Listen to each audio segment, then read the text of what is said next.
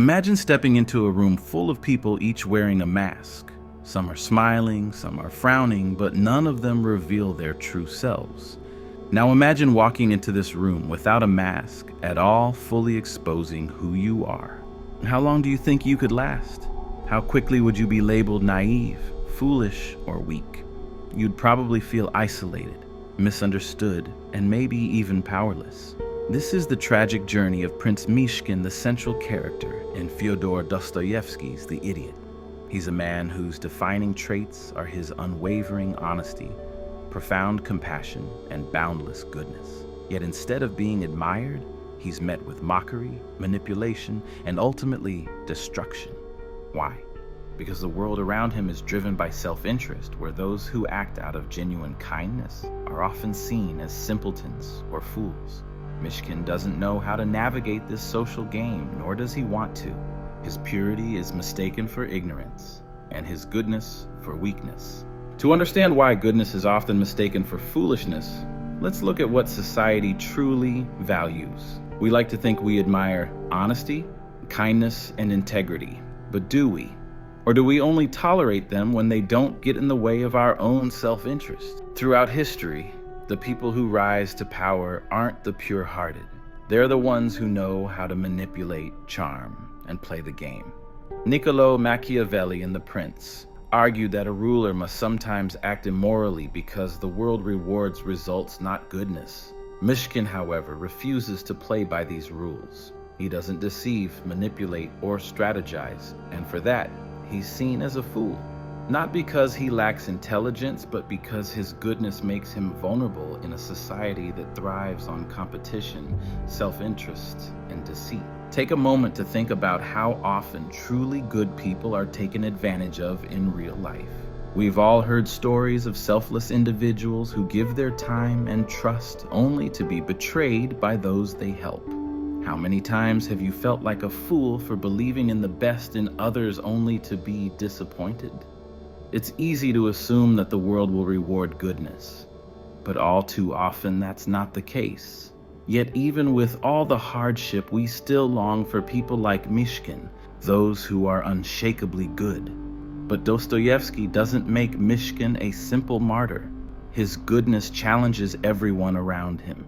He doesn't judge them, but his mere presence forces them to confront their own flaws. His sincerity highlights their hypocrisy, and his kindness makes their selfishness impossible to ignore. And that's why they reject him. Think about the way you might feel when someone acts without calculating their every move. It's uncomfortable.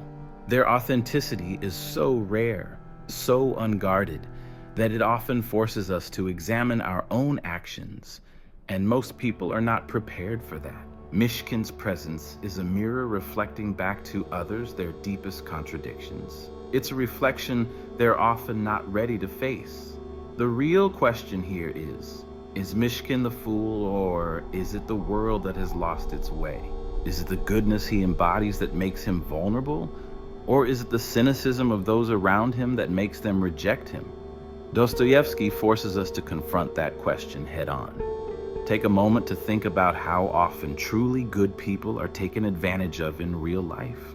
We've all heard stories of selfless individuals who give their time and trust only to be betrayed by those they help. How many times have you felt like a fool for believing in the best in others only to be disappointed? It's easy to assume that the world will reward goodness, but all too often that's not the case. The discomfort people feel around Mishkin isn't just because he's good. It's because his goodness reveals their own moral contradictions. We often admire selfless people from afar, but when confronted with real unconditional goodness, it feels uncomfortable. Why? Because accepting true goodness means questioning our own choices, compromises, and justifications. We're forced to ask ourselves, what does it mean about me if I'm not as selfless as this person? It's far easier to dismiss them as an anomaly, as someone who doesn't understand the complexities of life, rather than to acknowledge that we might have lost something valuable along the way. Consider how we often react to people who embody extreme kindness. When we hear stories of selfless individuals who dedicate their lives to helping others, We admire them. But sometimes we also feel a strange discomfort. We might tell ourselves that they are different, that their level of selflessness is unrealistic, even impractical. We may even search for flaws in them, desperately looking for evidence that they are not as pure as they seem. Why? Because accepting their goodness would mean questioning our own choices, our own compromises, and our own willingness to prioritize personal gain over moral integrity. Mishkin doesn't play the game of manipulation. He speaks the truth without expecting anything in return. He forgives without resentment, even when others betray him. In a world of masks and hidden motives, he's completely exposed, and that's why people don't trust him. Psychologists call this cognitive dissonance, the discomfort we feel when confronted with behavior that contradicts our self-image. Mishkin forces others to face that discomfort, and instead of accepting it, they reject him. They can't bear to confront their own flaws, so they mock and ridicule him. Mishkin's goodness holds a mirror up to them, and that reflection is often more painful than they can tolerate. But this isn't just about Mishkin.